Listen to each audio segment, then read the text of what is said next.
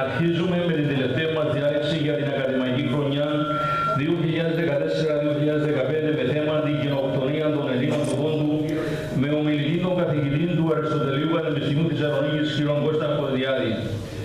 Μετά το πέρας της διάλεξης θα ακολουθήσει ολιγόρευτη εκδήλωση ποντίων της Ένωσης Ελλήνων Ποντίων Κύπρου και του Σωματείου Κέντρου Νεόεδρους Παναγίας Σουμερά, όπου θα παρουσιαστεί πολεμικός χορός, σέρρα και ποιήματα.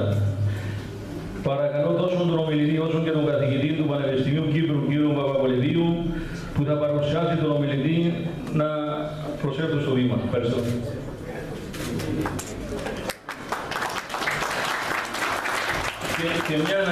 Και μια ανακοίνωση. Αύριο 20 Μαΐου, ημέρα Τετάρτη, ώρα 19:30, επέτειος της μάχης της Κρήτης, θα γίνει εκδήλωση στο Μέγα Συνοδικό του Μετοχείου Κύκου Λευκοσία με ομιλητή τον κύριο Ρένον Κυριακίδη. Ευχαριστώ. Κυρίες και κύριοι, καλησπέρα σας.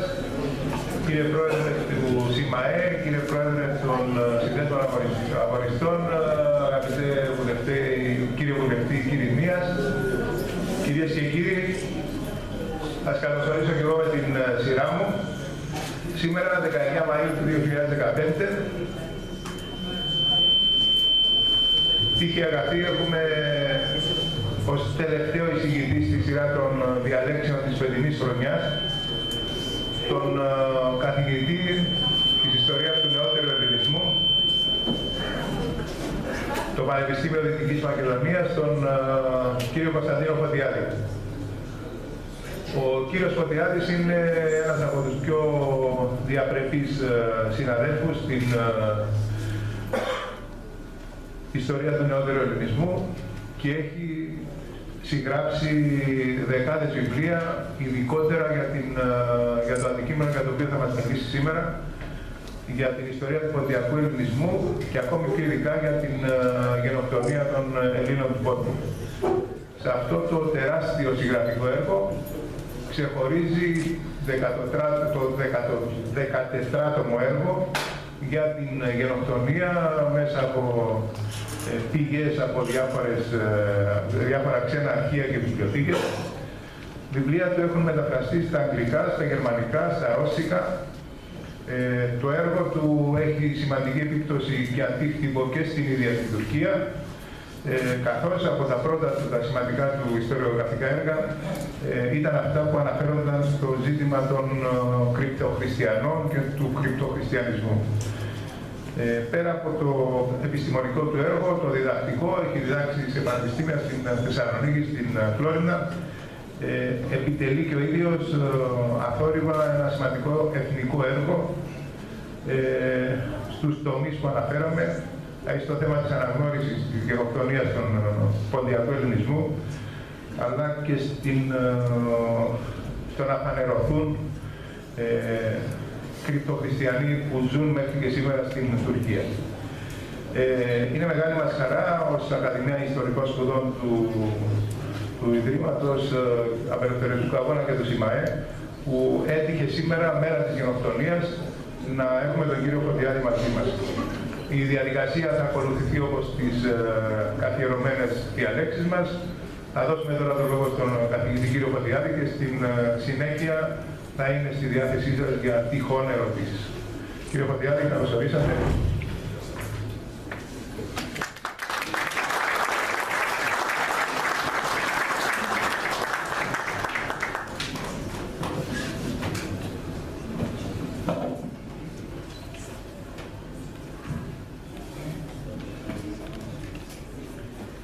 Εκλεκτοί προσκεκλημένοι, κυρίες και κύριοι, χρόνια πολλά, Χριστός Ανέστη.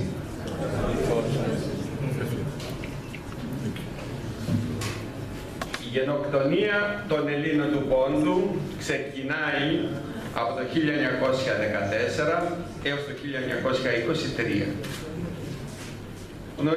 Γνωρίζουμε όμως κυρίως τη γενοκτονία των Ελλήνων των Αρμενίων. Αποσιωπήθηκε η γενοκτονία και των Ελλήνων του Πόντου και όλου του μικρασιατικού ελληνισμού, αλλά και των Ασσυρίων τα τελευταία χρόνια. έχει μια δυναμική ο αγώνας για τη διεθνή αναγνώριση της γενοκτονίας. Και αναρωτιόμαστε γιατί. Σίγουρα ένα σοβαρό πρόβλημα ήταν το πρόβλημα της στεγαστικής αποκατάστασης των προσφύγων που όταν ήρθαν στην Ελλάδα ήρθαν με την ψυχή στο στόμα και τίποτε παραπάνω. Δεν είχαμε αποκατασταθεί όπως όριζε το 14ο άρθρο της Συνθήκης της Λοζάνης με την αποκατάσταση των προσφύγων μέσα από την αποζημίωση που έπρεπε να πάρουν από την χώρα από την οποία φεύγανε, γιατί η τιμένη υπολογίστηκε τότε η περιουσία των Ελλήνων της Μικράς Ασίας σε 100 δισεκατομμύρια λίρες εκείνης της εποχής και των μουσουλμάνων που φύγαν από την Ελλάδα σε 12,5 δισεκατομμύρια. Θα έπρεπε τότε η Τουρκία να πληρώσει αυτά τα χρήματα και με εκείνα θα μπορούσαν οι πρόσφυγες όλοι να αποκατασταθούν. Όμως επικράτησαν άλλες λογικές και κυρίως ο τρόπος με τον οποίο διευθετήθηκε το θέμα των αποζημιώσεων των προσφυγικών και το πώς λύθηκε το θέμα της ανταλλαγής των πληθυσμών, το ελληνοτουρκικό σύμφωνο φιλίας, όλα αυτά επηρέασαν αρνητικά το θέμα της αποκατάστασης των προσφύγων και οι Τούρκοι, βγάζοντας και το φασούλι των πολεμικών αποζημιώσεων, ο Βενιζέλος αναγκάζεται το 29-30 όταν υπογράφηκε το ελληνοτουρκικό σύμφωνο φιλίας να χαρίσει όλη την περιουσία των προσφύγων στην Τουρκία και η Ελλάδα να μην πληρώσει τα 12,5 δισεκατομμύρια, αναλαμβάνοντας πλέον το ελληνικό δημόσιο της Ελλάδας το ζήτημα της αποκατάστασης των προσφύγων, κάτι που δεν έγινε ως τις μέρες μας. Δεν ήταν όμως αυτός μόνο ο λόγος.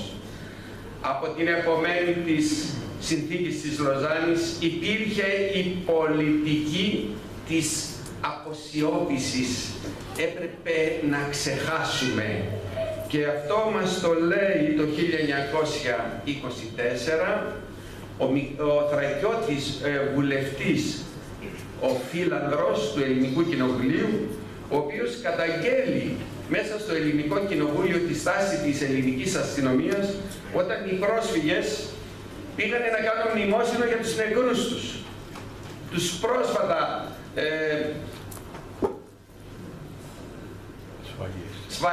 σφαγιαστέντες, τους συγγενείς τους, τα αδέρφια τους, τους γονείς τους, που είχαν πεθάνει ίσως ένα μήνα πριν από την ανταλλαγή των πληθυσμών και δεν πρόθεσαν να κάνουν τα 40 ημέρα τους εκεί. Και θέλανε αμέσως ο κοινός σύλλογος όλων των προσφύγων να κάνουν ένα μνημόσυνο. Και δεν τους άφησε. Γιατί λέτε? Σας διαβάζω ένα απόσπασμα από τα πρακτικά του Ελληνικού Κοινοβουλίου. Τρίτον, μας λέει, γιατί λέει πολλά σε αυτήν την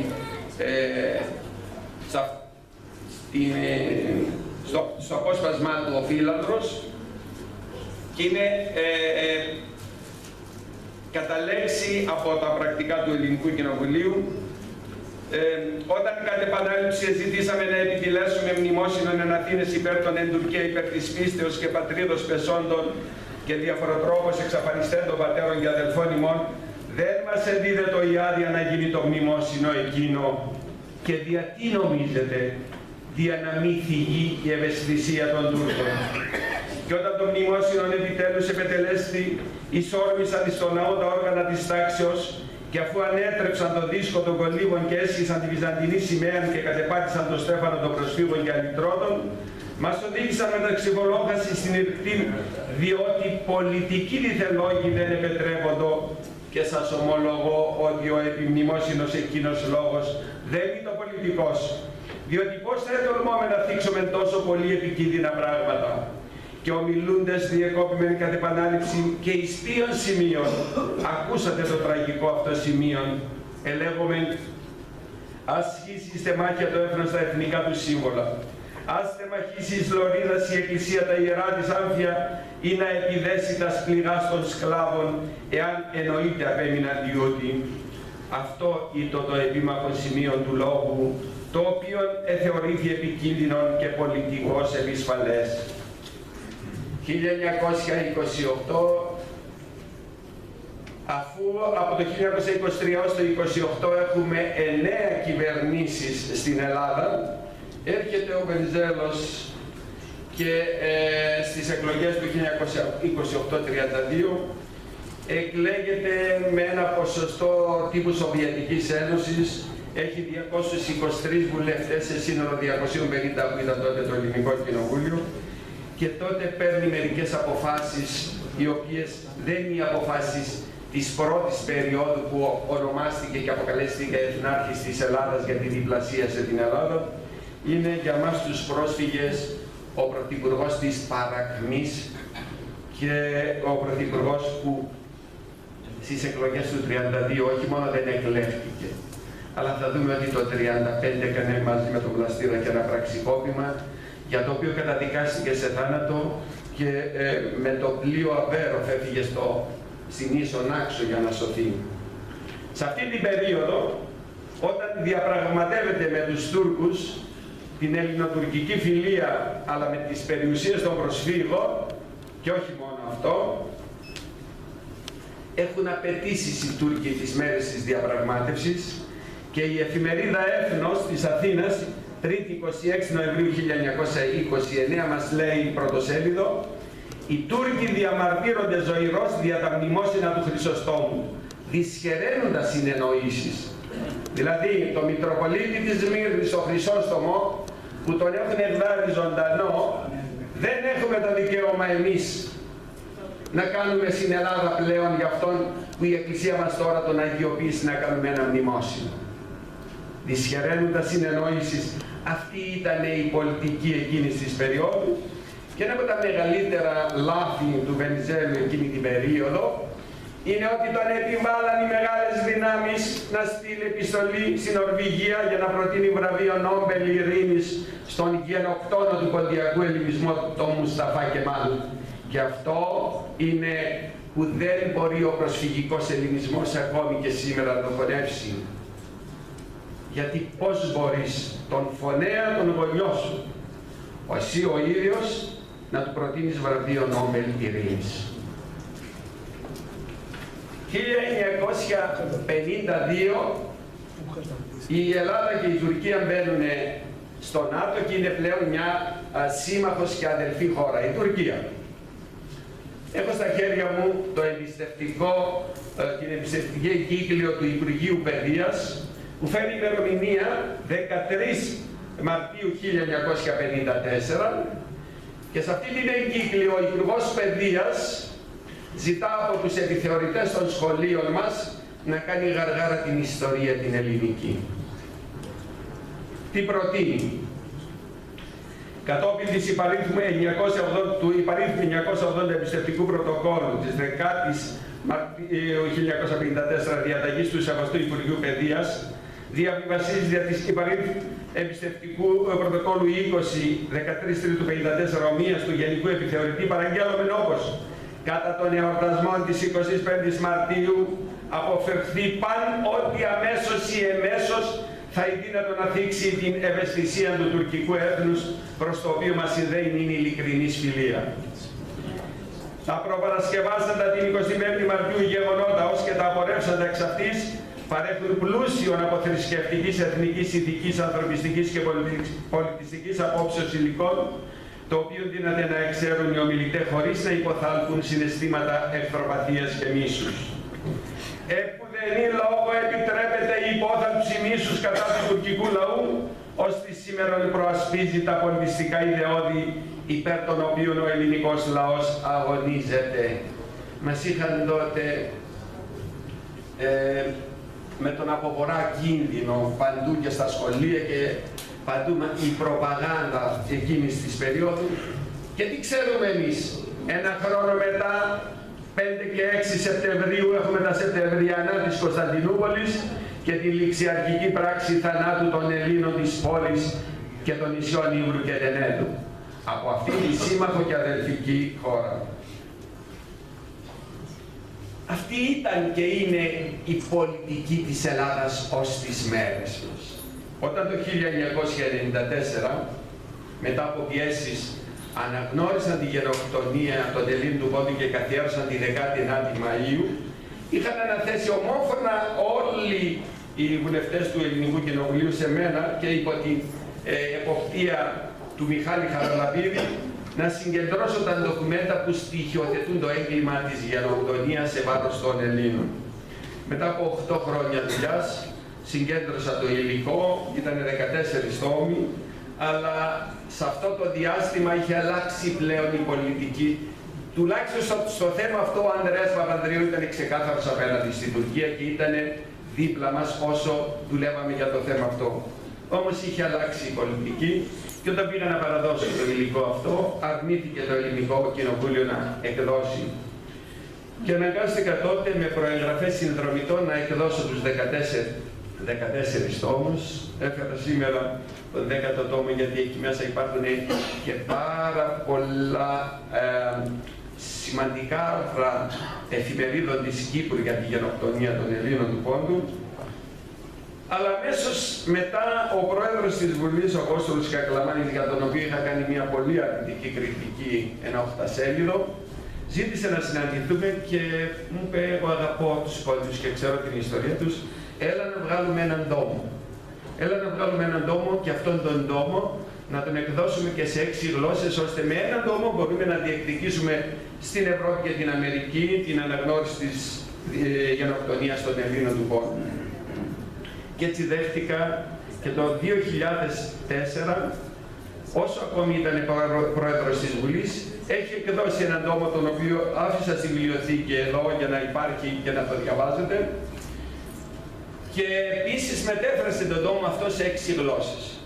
Όμως, με την έκδοση του ελληνικού τόμου, οι Τούρκοι και κυρίως οι Αμερικανοί πίεσαν την ελληνική κυβέρνηση: τι είναι αυτά που κάνετε, εδώ θα πρέπει να υπάρχει ανάμεσα στις δύο αυτές χώρες μια αλληλεγγύη και να μην αναδεικνύεται μόνο τις τραυματικές πλευρές της σύγχρονης ιστορίας.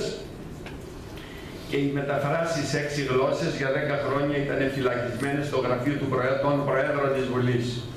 Πριν από 4 μήνες αναγκάστηκα να στείλω μια πολύ σκληρή επιστολή. Αυτό δεν σημαίνει ότι στην δεκαετία που πέρασε είχα μια συνεχή αλληλογραφία, οπότε θα εκδώσουν τα βιβλία και δεν τα εξέδιδα. Οπότε απέτησα ως ελάχιστη αμοιβή και για το 14ο, για το οποίο δεν δέχτηκα καμία αμοιβή, και για τον έναν τόμο, να μου δώσουν τις μεταφράσεις για να τις βγάλω εγώ, αυτές τις μεταφράσεις.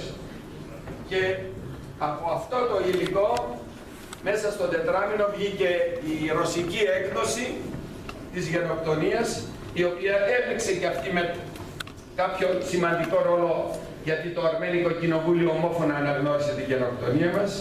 Και έχω βγάλει και την γερμανική έκδοση, την οποία το Σαββατοκύριακο παρουσίασα στη Βάρτη Βιντεβέρνη στη Στουτγκάρδη, εκεί όπου κάναμε και μια πολύ μεγάλη διαδήλωση στην πλατεία της Στουτγκάρδης. Και βγαίνει πολύ σύντομα η έκδοση και στα αμερικάνικα από έναν σύλλογο που ασχολείται με τις γενοκτονίες στο Σικάγο. Και είμαι σε ένα πολύ καλό δρόμο, γιατί θα μεταφραστεί και στα τουρκικά από αριστερούς διανοούμενους φίλους μας που ζουν στην αντιπέρα όχθη, γιατί στην Τουρκία έχουμε την αριστερά με το μέρος μας και είναι πράγματι πολύ χαρούμενοι που θα συμμετέχουν και στην έκδοση και στη μετάφραση αυτού του τόμου.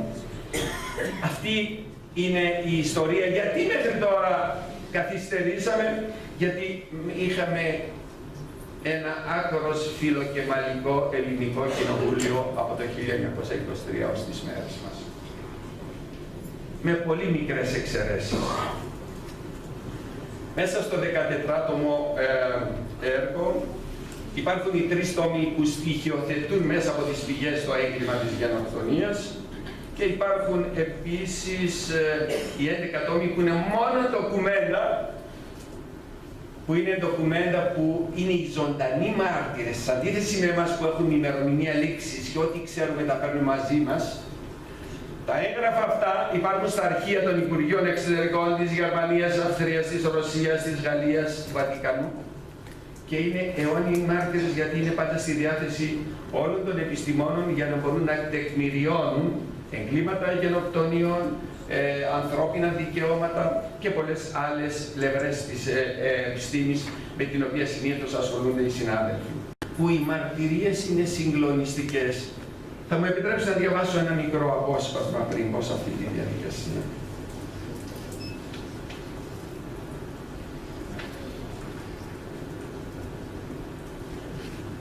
Το Νοέμβριο του 1916 τέθηκε σε εφαρμογή αυτό το σχέδιο. Με συνθήκες βαρυχημονιάς, με φοβερό κρύο και χιόνι, ανάγκασαν όλους τους Έλληνες Ορθοδόξους Χριστιανούς αδιακρίτως ηλικίας, νέους, γέρους, γυναίκες και παιδιά να μετακινηθούν στα νότια, χωρίς επιπλέον να τους επιτρέψουν να πάρουν μαζί τους τίποτα πέρα από τα ελάχιστα αγριώδη που μπορούσαν να μεταφέρουν. Η διαταγή δεν είχε εξαιρέσεις. Δεν έδειξαν την παραμικρή επιοίκεια ούτε στους αρρώστους, ούτε στους υπερήλικες που δεν μπορούσαν να ταξιδέψουν. Αυτή η εξορία ήταν μία διαφορετική εξορία από τις άλλες. Ο τελικός στόχος αυτής της εξορίας ήταν ο θάνατος.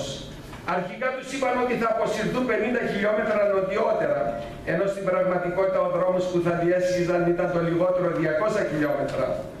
Η πορεία που πραγματοποιείται μέσα σε αφόρητο κρύο και κάτω από την πυκνή χιονόπτωση υπό την καθοδήγηση αξιωματικών που κραταίνουν στα χέρια τους μαστίγιο δεν αποτελεί οπισθοχώρηση αλλά εξορισμό. Εξορισμό που τελικός σταθμός του είναι ο θάνατος. Το απόσπασμα που σας διάβασα είναι από ένα βιβλίο της Περβίν Ερμπίλ, της Τουρκάλας, καθηγήτριας στο Πανεπιστήμιο της Άγκυρας, που το βιβλίο αυτό μεταφράστηκε από τα τουρκικά και στα ελληνικά με τίτλο «Η Νιώβη θρηνούσε για τη Μικρασία». Καταλαβαίνετε αυτό που σας είπα, ότι έχουμε πολλούς συναδέλφους στην αντιπέρα όχθη που μιλούν για αυτά τα γεγονότα. Και αυτά τα γεγονότα επιβεβαιώνονται από τα συγκλονιστικά ντοκουμέντα της Γερμανίας και της Αυστρίας, που σε αυτά δίνω ιδιαίτερο βάρος, διότι οι Γερμανοί και οι Αυστριακοί ήταν σύμμαχοι των νεότουρκων και αργότερα των Γερμανικών αυτή την περίοδο, και ως σύμμαχοι όχι μόνο ήταν σύμμαχοι τους, αλλά ήταν και οι καθοδηγητές της γενοκτονίας, γιατί ήδη γνωρίζαν πολύ καλά ότι όσο το εμπόριο και η οικονομία βρίσκεται στα χέρια των χριστιανών, Ελλήνων και Αρμενίων, αυτοί πάντα θα παίζουν δεύτερο ρόλο. Άρα έπρεπε να εξαφανίσουν τους Έλληνες. Φέρνω ένα χαρακτηριστικό παράδειγμα. Στην Τραπεζούντα υπήρχαν 5 τράπεζες, οι 4 ήταν ελληνικές. Τράπεζα Καπαγιαννίδη, Φωσιρόπουλου, Αθηνών, Λεωτίδη. Η 5η Οθωμανική Τράπεζα ήταν μια τράπεζα στην οποία είχαν μετοχές Αρμένοι, Έλληνες και Οθωμανοί. Κάτι ανάλογο συνέβαινε στη Σμύρνη, Γιαούρη Σμύρνη, που ήταν μόνο τον τηλεφωνικό κατάλογο του 1922 της Σμύρνης, αν δούμε, θα καταλάβετε τι σημαίνει Σμύρνη και πόσο όλη η οικονομία βρίσκονται στα χέρια των Ελλήνων. Γι' αυτό τα ντοκουμέντα τα γερμανικά για μένα παίζουν καθοριστικό ρόλο, γιατί σε αυτά δεν μπορούν να πούνε ήταν τα βρετανικά, τα σύμμαχοι των Ελλήνων, και οπότε ας πούμε μιλούν με κάποια συμπάθεια για την τραγωδία ή το δράμα κάποιων Ελλήνων που ίσως δολοφονήσαμε.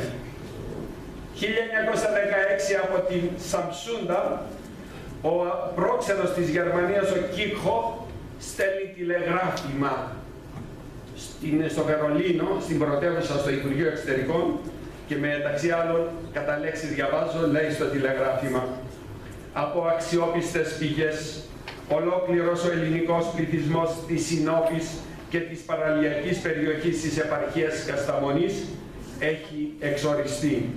Εξορία και εξολόθρευση είναι στα τουρκικά η ίδια έννοια, γιατί όποιος δεν δολοφονείται πεθαίνει ως επιτοπλίστων από τις αρρώστιες και την πείνα.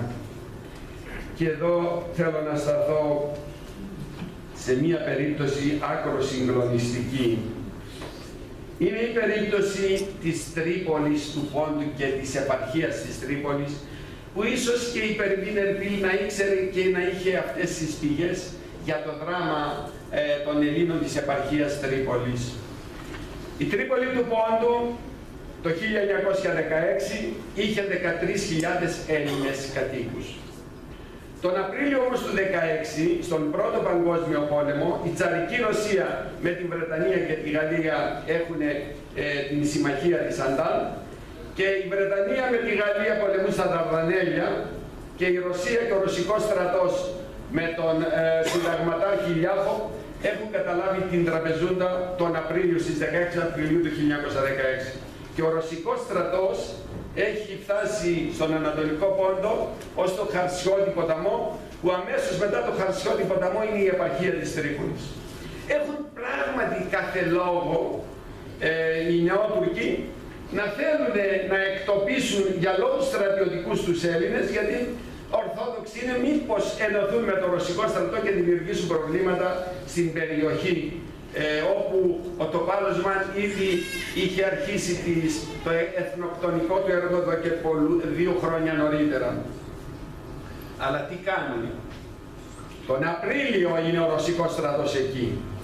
Αυτοί αποφασίζουν να εξορίσουν τον πληθυσμό, αλλά λένε θα τον εξορίσουμε τότε μόνο όταν θα πέσει το πρώτο χιόνι, για να μπορέσουμε κατά τη διάρκεια του χειμώνα να τους εξαφανίσουμε όλους. Και πράγματι αυτό γίνεται.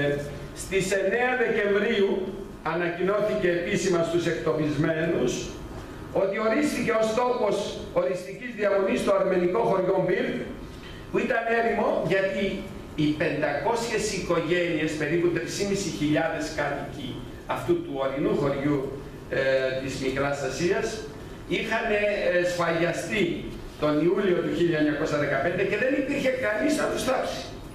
Αφού σφάξανε όλο το χωριό, όλους τους Αρμένιους, και όλοι αυτοί γίνανε βορρά των άγριων θηρίων και των τσακαλιών. Σε αυτό τον χώρο θέλουν μόλις πέσει το χιόνι να τους στείλουν, και πράγματι στις 9 Δεκεμβρίου δίδεται η διαταγή και μετά από 2 μέρες ξεκινούν για αυτή την εξορία, μια εξορία που θα δούμε τι λέει η Τατιάνα Κρίστη Μιλιέξ στο βιβλίο της «Η Τρίπολης του Πόντου». Το κλίμα του χωριού δεν μου φάνηκε καλό, γιατί το νερό ήταν γλυφό και άνωστο και δεν μπορούσαν να το πιούν ούτε και οι άρρωστοι με τα καμένα χείλια του πυρετού τους.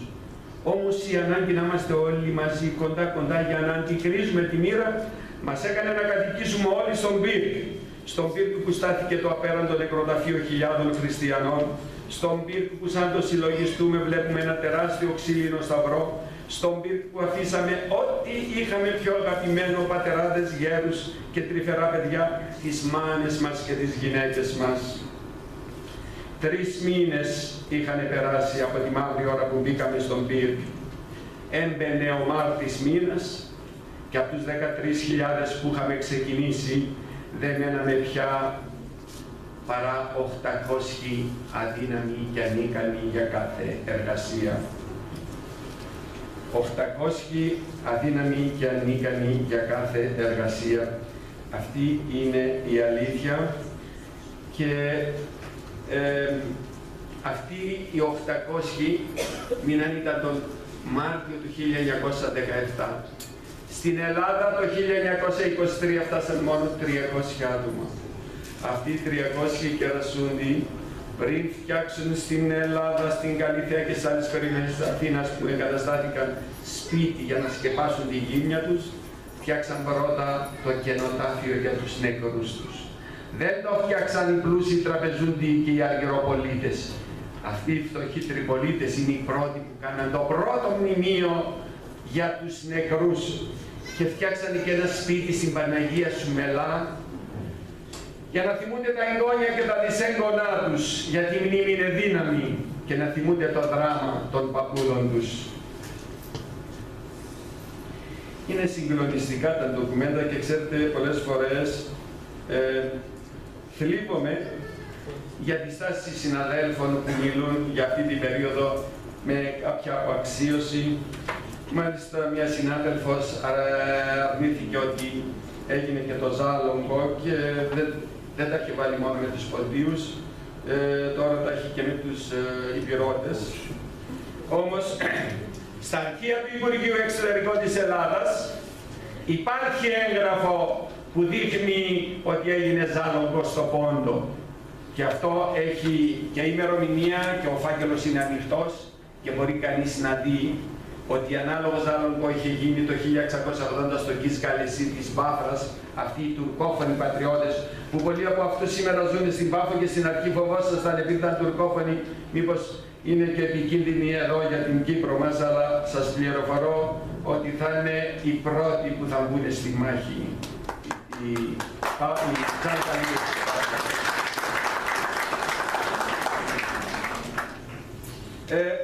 Από την Αγία Πετρούπολη στάλθηκε στο Υπουργείο Εξωτερικών το έγγραφο που θα σας διαβάσω, που περιγράφει ανάλογο άλογο που έγινε στην κουνάκα του Πόντου. Διαβάζω το έγγραφο. Την 15η Απριλίου οι κάτοικοι των 16 χωριών της περιοχής Βαζελώνος, περιφερείας Τραπεζούντος, άπαντες Έλληνες λαβώντες διαταγή των τουρκικών στρατιωτικών αρχών να φύγωσι στο εσωτερικό της Αργυρουπόλεως και φοβηθέντες μη έμελον καθοδόν να σφαγώσει καθόν τρόπον ύπεδον σφαγέντας τους Αρμενίους, εγκατέλειποντας κατοικίας των και εισήλθον στα δάση ελπίζοντες να σωθώσει εκ ταχείας δεινός προελάσεως του ρωσικού στρατού.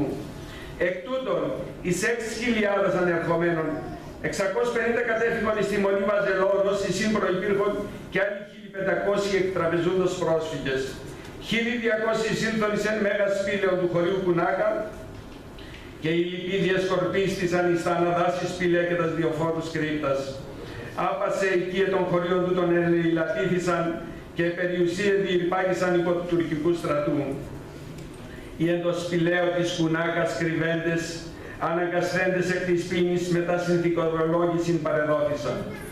Εκ τούτων, 26 γυναίκες και νεάνιδες, ή να αποφύγωση την ατίμωση, έριψαν εαυτάσει στην αποταμόν, κείμενον παρά το χωριόν γέφυρα και παρά τας προσπαθίας των άλλων προσωτηρίαν των επνίγησαν. Βιασμένες γυναίκες πάνω στην Αγία Τράπεζα, οι Τούρκοι δολοφόνοι κατακτητές τις μετέτρεψαν σε νεκροτομία και εδώ στην Κύπρο την περίοδο 1974.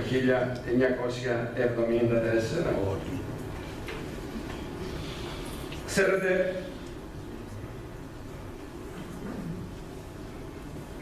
και ένας άλλος, ο Γεώργιος Σακάς, Τριπολίτης, που επέζησε και ήρθε με αυτούς που συνέλεξε η Αμερικάνικη Επιτροπή Βοήθειας, μας λέει το τι υποφέραμε μέσα στους 4 αυτούς μήνες, 1900 Δεκέμβριος 1916, Μάρτιος 1917, είναι κάτι φοβερό, ανήκουστο, ανώτερο από κάθε περιγραφή. Η Τρίπολη οδήγησε στο δίστομο, αλλά και στον αλυσοδεμένο πενταδάκτυλο. Ο πλανητάρχης, αλλά και οι Ευρωπαίοι συνεταίροι του δεν αρκούνται καν στη σιωπή. Ο πλανητάρχης καθοδηγεί τον Πόντιο Πιλάτη, τον Κόφι Ανάν, για να προτείνει τη σταύρωση της Κύπρου, νύπτοντας τα σχήρας του. Όμως οι τραντέλενοι της Κύπρου τους γελιοποίησαν και ξέρουμε πώς συμπεριφέρθηκαν όλο αυτό το διάστημα. Αυτήν την μέθοδο της εξορίας που οδηγεί στο θάνατο, ο καθηγητής Πανεπιστημίου της Βιέννης, ο Πολυχρόνης Ενεπεκίδης, την έχει ονομάσει Auschwitz εν ροή. Auschwitz εν κίνηση. Τι σημαίνει αυτό? Σημαίνει ότι όσοι πήγανε στο Auschwitz, ξέρουμε ότι μετά εκεί τελειώσανε, αλλά τελειώσανε με συνοπτικές, ας πούμε, διαδικασίες χρονικά. Και έτσι ήταν λυτρωτικός ο θάνατός τους, γιατί δεν χρειάστηκε να περιμένουν μήνες να ταλαιπωρούνται με τις ψήρες, τις αρρώστιες, την πανούκλα, την πείνα, την εξαθλίωση, τους βιασμούς, να βλέπουν οι γονείς να βιάζουν τις κόρες τους και να ξέρουν ότι ο τελικός στόχος και ο σκοπός τους είναι ο θάνατος. Auschwitz εν κινήσει, Auschwitz εν ροή, έτσι την αποκάλυψε. Ένα από τα συγκλονιστικότερα ντοκουμέντα που έχω μέσα στο 14ο μου έργο είναι και οι εκθέσεις του Τζεμάλ Νουσιέτ. Ήταν ο νομικός σύμβουλος του Σουλτάνου το 1921-22 και ο φρούραρχος της Κωνσταντινούπολης. Το 1919 Ο Κεμάλ φεύγει από την Κωνσταντινούπολη με εντολή και των συμμάχων και συμβουλή του Σουλτάνου να πάει να επιβάλλει στον Πόντο τάξη, να τιμωρήσει τους τσέτες του Τοπάλ Οσμάν και των άλλων μουσουλμάνων αρχηγών που σφάζουν και ρημάζουν τους Έλληνες, και πήγε με αυτήν την εντολή και αντί να επιβάλλει αυτή την τάξη, ο ίδιος οργανώνει τις άτακτες τσέτικες ομάδες του Τοπάλ και αρχίζει το εθνοκτόνο έργο του. Και όταν μετά την καταστροφή του ελληνισμού στη Σμύρνη καταδικάζει σε θάνατο τους συνεργάτες του Σουλτάνου, και έναν από αυτούς είναι και ο Τζεμάλ Μουσχέτ, ο Τζεμάλ Μουσχέτ παίρνει σε ένα κασόνι όλες τις εκθέσεις που οι πράκτορες του Σουλτάνου, οι οποίοι παρακολουθούσαν τις κεμαλικές κινήσεις και τον κεμαλικό στρατό, είχαν συγκεντρώσει, και τις φέρνει στην Ανδριανούπολη όπου υπήρχε ο ελληνικός στρατός και τους λέει: είμαι αυτός, ζητώ άσυλο, αλλά θέλω να ξέρετε ότι τουλάχιστον ο Σουλτάνος δεν έκανε πλέον κανένα έγκλημα από το 1919 έως το 1923 σε βάρος των Ελλήνων της Μικράς Ασίας. Η έκθεση αυτή γίνεται γνωστή στον Βενιζέλο που είναι στη Λοζάνη και λέει να μεταφραστεί γρήγορα για να την χρησιμοποιήσω ίσως κατά τις ημέρες των διαπραγματεύσεων, μήπως πετύχουμε καλύτερους όρους.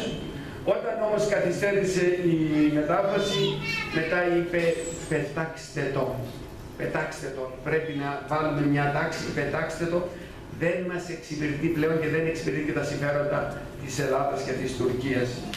Ευτύχησα όμως εκείνο το διάστημα στο Υπουργείο Εξωτερικών όταν δούλευα να είναι ένας συμπατριώτης μου από την Έδεσα, κοντινός που είμαι από Κουβέρια, και εκείνος μου είπε: σε αυτόν εδώ υπήρχε ένα υλικό που δεν ήταν αταξινόμητο, ήταν σωρός εγγράφων, σαν ανθρακοριχείο ήταν ο χώρος εκείνος, γιατί κανένας δεν το άγγιξε χρόνια.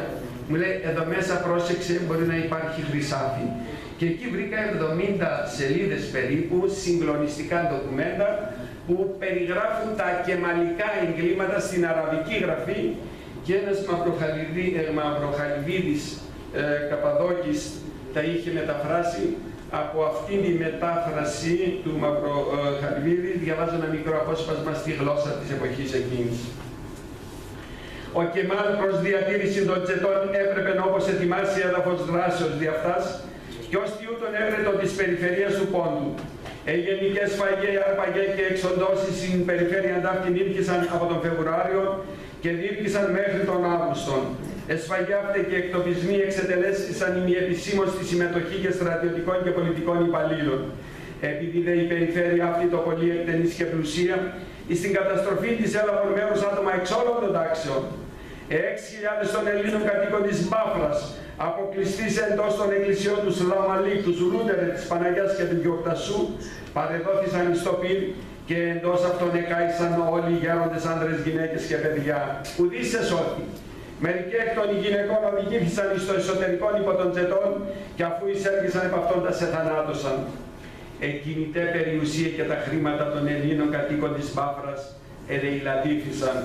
Μετά το φρικόδες του το έργο οι τσέτης ήλθαν στον Δήμο Αλατσάμ, όπου παρέταξαν εις γραμμή τους 2.500 χριστιανούς κατοίκους, και παρασύροντας αυτούς ίσους πρόποδα των ωραίων, τους εθανάτωσαν όλους. Εκ των 25.000 Ελλήνων της περιφερειάς Μπάφρας Αλατσάμ, 90% εξοντώθησαν, οι δε εκτοπισθέντες εθανατώθησαν εις το εσωτερικό. Είχαν πετρώσει πράγματι οι καρδιές των τουρκόφωνων Ελλήνων της Πάφρας και της Σαμσούντας, και όταν φτάσανε στην Ελλάδα, αυτόν τον πληθυσμό που δεν ήξερε ελληνικά, το Αθηναϊκό κράτος τους χρησιμοποίησε βάρος των ποντιόφωνων προσφύγων. Όλοι οι Παφραλίδες μέχρι το 1970 ήταν ακραίοι δεξιοί, και ήταν οι άνθρωποι που ίσως και στην περίοδο του εφηλίου δεν παίξανε καλό ρόλο. Όμως δεν παίξανε γιατί τους εκμεταλλεύτηκε το ίδιο το κράτος, τους χρησιμοποίησε. Τώρα το καταλαβαίνουν και ξέρουν τι έγινε εκεί. Το 1921 τα στημένα δικαστήρια της Αμάσιας καταδικάζουν σε θάνατο όλους τους διανοούμενους μας, όλους τους οικονομικούς παράγοντες και κυρίως τους οικονομικούς παράγοντες, και από ό,τι μας λέει ο Σαΐτ Τσετίνογλου, μια εξαιρετική προσωπικότητα, ο Σαΐτ Τσετίνογλου, ο ίδιος μας λέει γιατί το κάνανε, ότι εκτοπίσανε όλους. Ο χειμώνας παρήχε πολλές ευκαιρίες για το σχέδιο εξόντωσης. 3 μέρες μετά τα Χριστούγεννα, στις 27 Δεκεμβρίου 1946, η μέρα Κυριακή συνελήφθησαν οι πρόκριτοι Έλληνες εις Αψούντας. Οι συλληφθέντες, χωρίς να επιτραπεί να επικοινωνήσουν με κανέναν και χωρίς να επιτραπεί να πάρουν μαζί τους εφόδια, την επόμενη μέρα οδηγήθηκαν προς το εσωτερικό της χώρας. Την ίδια μέρα ο στρατός περικύκλωσε τη συνοικία κατοίκιο της Αψούντας. Με την πρόφαση να ενημερωθούν για τις ανακοινώσεις του Πασά, εξαναγκάστηκε ο ελληνικός πληθυσμός να συγκεντρωθεί στην πλατεία και χωρίς καμία διάκριση ηλικίας όλος ο πληθυσμός, 4.000 άτομα, οδηγήθηκαν σε εξορία με παιδιά, νύχια, ηλικιωμένοι, συνοδεία φρουρών προς το εσωτερικό. Τους εξανάγκασαν να πορευτούν στα βουνά και λαγκάδια στο καταχύμωνο με πεζοπορίες χωρίς τροφή και νερό, με σκοπό να πάρουν όλη την περιουσία τους. Αυτό το γεγονός της καταδίκης των διανοούμενων ευαισθητοποίησε για πρώτη φορά τους Έλληνες διανοούμενους. Και με πρωταγωνιστή τον Νίκο Καζαντζάκη, αυτήν τη μεγάλη προσωπικότητα από τον ελληνικό χώρο, ο Νίκος Καζαντζάκης δεν είναι μόνο ένας μεγάλος λογοτέχνης. Είναι και αυτός που για τα σύντομα διαστήματα που αξιοποιήθηκε ως πολιτικός έδειξε ουσιαστικό ρόλο, και είναι αυτός που μπόρεσε να βρει πολιτική συζήτηση και επικοινωνία και πώς μπορεί να σωθεί ο ελληνισμός του Κάσ και του Καυκάσου με τον Μητροπολίτη Τραπεζούντα στο Χρήσανθο και όχι με τον φίλο του Ελευθέριο Βενιζέλου που ήταν και συντοπίτες μαζί. Και έτσι, όταν μάθανε ότι κρεμάσαν στην πλατεία της Αμάσιας 168 διανοούμενους του Πόντου, στείλανε την παρακάτω επιστολή στους διανοούμενους της Ευρώπης και της Αμερικής.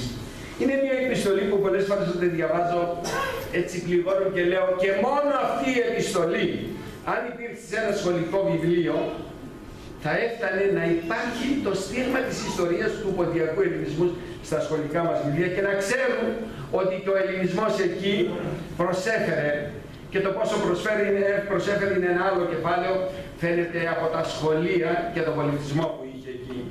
Διαβάζω την επιστολή. Με τα μαθητά της συγκινήσεως, οι συγγραφείς και οι καλλιτέχνες της Ελλάδος απευθύνονται προς τους διανοουμένους του υπερπολιτισμένου κόσμου, όπως γνωστοποιήσουν εις αυτούς την τραγωδία χιλιάδων οικογενειών του ελληνικού πόντου. Ξηρά, εξυκριβωμένα και αναμφισβήτητα τα γεγονότα είναι τα εξής. Οι Τούρκοι εφώνευσαν όλους ανεξαιρέτως τους κατοίκους της πόλεως Μερζεφούντος, αφού την ελεηλάτησαν και την επιρρυπόλησαν. Τους προσπαθήσαντας να διασωθούν του φέκησαν και θανάτωσαν καταλαβώντες τα σδιό τους. Μετετόπισαν όλον τον άρερα πληθυσμό των πόλεων Τρυπόλεως και αρασούντος ορδούς Ινόης, Σαμισού και Βάφρας και καθοδόν κατέσφαξαν τους πλήστους εξ αυτών. Έκλεισαν εντός του ναού του χωρίου Έλες Λενσουλούτερε 535 Έλληνας και τους κατέσφαξαν διασωθέντων μόνο 4. Πρώτους έσφαξαν 7 ιερείς διαπελέκιος πρωτιστήρας του ναού. Απειγχώνησαν εν αμασία 168 προκρίτους Αμισού και Βάφρας. Εβίασαν όλας ανεξαιρέτως τας γυναίκας, τας παρθένους και τα παιδιά των άλλων πόλεων, τας ωραιοτέρας δε παρθένους και νέους έκλεισαν στα χαρέμια. Πλήστα βρέφη εφώνευσαν, σφενδονίζοντες αυτά κατά των τοίχων. Οι υπογεγραμμένοι θα τους ήταν ανωτέρω υπόψη των διανοουμένων της Ευρώπης και της Αμερικής, θεωρούντες ότι όχι μόνο τα γεγονότα τα αυτά, αλλά και η ανοχή αυτών αποτελεί πένθος της ανθρωπότητος. Αθήνα 22 Νοεμβρίου 1921, Άνινος, Μαρκός Αυγέρης, Βλαχογιάννης, Βόκος, Γρυμπάρης, Δούσας, Δροσίνης, Ζάχος, Θεοδωροπούλου, Όβλα, Θεοτόκης, Ιακωβίδης, Καζαντζάκης, Γαλάτια, Καζαντζάκη, Καμπάνης, Καμπούρογλου, Καρολίδης, Κόκκινος, Κοκομιλάς, Μαλακάσης, Μαλέας, Μένανδρος, Νικολούδης, Νιρβάνας, Ξενόπουλος, Παλαμάς, Παπαντονίου, Παράσκος, Πασαγιάννης, Πολίτης, Πόψη, Κελιανός, Σκύπης, Στρατήγης, Ταγκόπουλος, Τσοκόπουλος, Φιλίδας, Χατιδάκης, Χατζόπουλος, Χόρνους, Βορώνος, μεθόλης της πικρίας μου, δια την κυρίως υπό της Γαλλίας και υπό ουδενός αισθήματος ή συμφέροντος ανθρωπίνου, δικαιολογημένη με κατάληψη εις σφαγήν των χριστιανών. ο τύπος της Κύπρου συμμετέχει στο δράμα του ποντιακού ελληνισμού και έτσι η εφημερίδα Αλήθεια στις 25 Μαΐου 1922 γράφει: «Η συνείδηση του πολιτισμένου κόσμου εξηγέρθη τέλος κατά των ατίμων σφαγέων, οι οποίοι υπό τα όματα της Ευρώπης και επί τη βάση καθορισμένου προγράμματος είχαν επιχειρήσει και επιτύχει δυστυχώς κατά μέγα μέρος να εξαφανίσουν εκ Μικράς Ασίας πάνω άλλο στοιχείο πλήν του τουρκικού. Μυριάδες Ελλήνων και Αρμενίων έβρον ούτω των θάνατων κατά τα 4 τελευταία έτη και πόλεις ανθούσε και κοινότητες ελληνικές πολυάριθμοι δεν αριθμούσε σημερινή ο λίγας εκατοντάδας Ελλήνων. Εκμάζουσε ελληνικές πόλεις του πόντου διατηρούσε από χιλιετηρίδος όλης των ελληνικών αυτών χαρακτήρα είδων διαγραφωμένη μία αιματηράν τραγωδία, ομοία της οποίας δεν αναφέρει ίσως η ιστορία των μεγάλων πολιτικών και θρησκευτικών διωγμών». Η εφημερίδα Σάλιξ της Κύπρου έχει μία εγκύκλιο του Αρχιεπισκόπου Κύπρου, του Κύριλου, που ξεκινάει η εγκύκλιος αυτή με το «Τι μαρτυρήσωση ή τι ομοιώσωση τη γάτερη Ιερουσαλήμ, τι σώσει και παρακαλέσει σε Παρθένος τη γάτερ Σιών, ότι εμεγαλήθη ποτήριο συντριβή σου, τις ιάσετεσαι». Και μέσα στην πολυσέλιδη εκείνη εγκύκλιο λέγει: «Φεύγει ο μικρασιατικός ελληνισμός όσους επέλυσε την πάτριον γη, μεταβληθήσαν εις τόπον κολάσεως και μαρτυρίου, τόπον φρίκης και οργείων αφαντάστων. Το γαλανόλευκον σύμβολο της ελευθερίας και της ειρήνης επεστάλλει και ήδη υπέρ τα πυρίκαυστα ερήπια της Μύρης του πόντου απλώνει την μισητή σκιά του, το σύμβολο της βίας του αίματος και του σκότους». Και η φωνή της Κύπρου αναφέρεται στο δράμα του ποντιακού ελληνισμού. Εάν η καταστροφή των άλλων παραλίων του ευξήνου πόντου είναι αξία δακρύων και κοπετών, η απώλεια της περιφέρειας Αψούντος και ιδίως της περιφέρειας Αμισού και Πάφρας, συμπεριλαμβανούσης των πυκνότερων κατοικημένων ομογενή πληθυσμών και αριθμούς περί της 100.000 Ορθοδόξων κατοίκων, θα είναι το κορύφωμα και η συμπλήρωση της πανολευθερίας, και περιγράφει ακριβώς αυτά τα πράγματα και άλλα, όπως και το νέο έθνος στις 27 Ενδεκάτου του 19 λέει: 500.000 Έλληνες της Μικράς Ασίας έχουν βία εκδιωχθεί. Επόλης αυτών και η περιουσία των ελεηλατήθησαν. Τα δε ιερά αυτών καθιδρύματα επιρπολήθησαν. Και είναι μια διαμαρτυρία που στέλνει επίσης ο Αρχιεπίσκοπος Κύπρου στην 1η Ιουνίου του 1922 στο Πανχριστιανικό Συλλαλητήριο που γίνεται στη Νέα Υόρκη και ζητά από τους Ελληνοκύπριους να συμμετέχουν σε αυτό το συλλαλητήριο. Και επίσης ένα τηλεγράφημα του Αρχιεπισκόπου πάλι προς τον Αρχιεπίσκοπο Καντερβουρίας, Υπουργό των Απικιών και τον Λόρδο Δήμαρχο του Λονδίνου, γιατί δεν αφήνουν τους πρόσφυγες να έρθουν στην Κύπρο, και ζητάει ο Αρχιεπίσκοπος: «Χριστιανοί πρόσφυγες εκ Μικράς Ασίας καταφθάνουσι κατεκάσιν στα κυπριακάς ακτάς επί ιστιοφόρων. Η κυβέρνηση αρνείται να επιτρέψει σε αυτούς αποβίβαση, έστω και πρόσχερον υποχρεούσε αυτούς να συνεχίσουν ανά τας θαλάσσας περιπλανήσεις των εν μικρής λύης και τρικυμιώδη χειμερινό καιρό». Και βλέπουμε το δράμα του ποντιακού ελληνισμού να είναι ανάλογο με το δράμα των νέων προσφύγων που φτάνουν σε όλη τη Μεσόγειο από όλες αυτές τις περιοχές.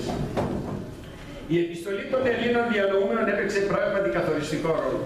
Στην Μεν Αμερική, όπως λέει και ο Αρχιεπίσκοπος, έχουν γίνει πάρα πολλές διαδηλώσεις.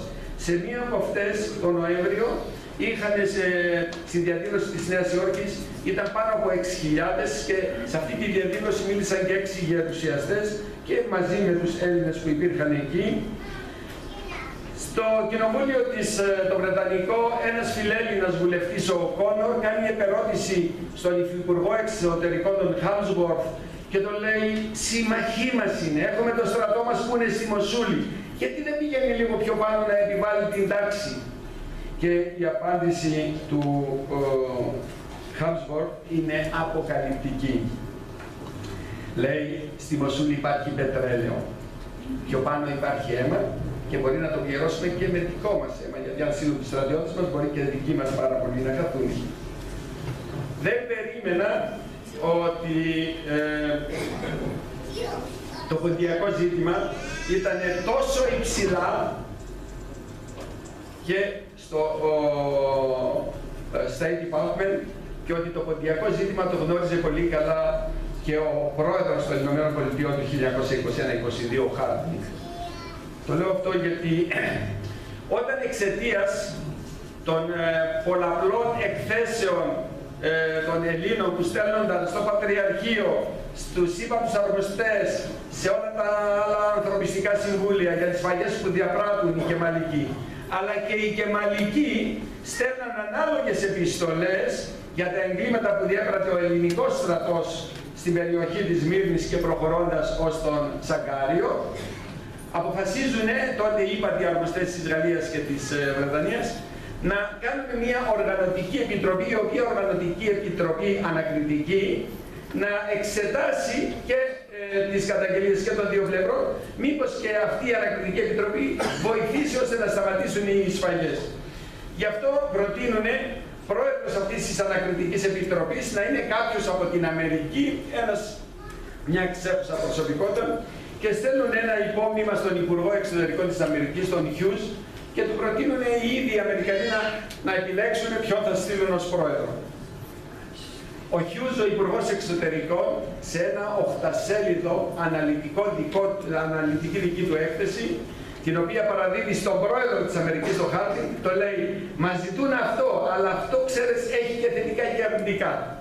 Από τα θετικά και τα αρνητικά αυτού του 8σέλιδου διαβάζω μία παράγραφο για να καταλάβετε τον ρόλο της Αμερικής ως τις μέρες μας σε αυτόν εδώ τον ευαίσθητο χώρο της Εγγύης Ανατολής. Λέει: αν πάρουμε, θα είχαμε αυτό, αν δεν πάρουμε μέρος, η άρνησή μας να συμμετάσχουμε στην έρευνα είναι κατά λέξη μετάφραση από το βρετανικό και από το αμερικάνικο κείμενο. Θα έχει πιθανόν τις παρακάτω επιπτώσεις. Πρώτον, θα προσβάλλουμε ένα μεγάλο μέρος Αμερικανών που έχουν μεγάλο ενδιαφέρον για τους χριστιανούς της Ανατολίας. Θα ήταν δύσκολο να τους εξηγήσουμε ικανοποιητικά την άρνησή μας, αφού δεν μας ζητήθηκε να κάνουμε τίποτε παραπάνω από να συμμετάσχουμε για να εξακριβώσουμε τα γεγονότα. Θα πιστέψουν εύκολα την κατηγορία ότι αυτή η άρνηση ήταν μέχρι ενός σημείου η αιτία των επακόλουθων δυσκολιών. Θα ήταν ακόμα πιο δύσκολο να εξηγήσουμε τη στάση μας, λαμβάνοντας υπόψη τη συνεχή επιμονή μας στην προστασία των εμπορικών μας συμφερόντων στην Εγγύης Ανατολή. Φυσικά θα υποθεί ότι ήμασταν περισσότερο συνήγοροι του αμερικάνικου ενδιαφέροντος για το πετρέλαιο παρά για τις χριστιανικές ζωές. Και αυτή είναι η αλήθεια. Και η ερήμη των λαών, αυτοκριστέντες παγκόσμιοι δημοκράτες, αυτοί που εξέθρεψαν τον Χομεϊνί, τον Σαντάμ, τον Καντάφη και τους Άισις, αγανακτούν με την λεβεντογένα Αφροδίτη και ζητούν την τιμωρία της γιατί απέρριψε τον εκβιασμό τους.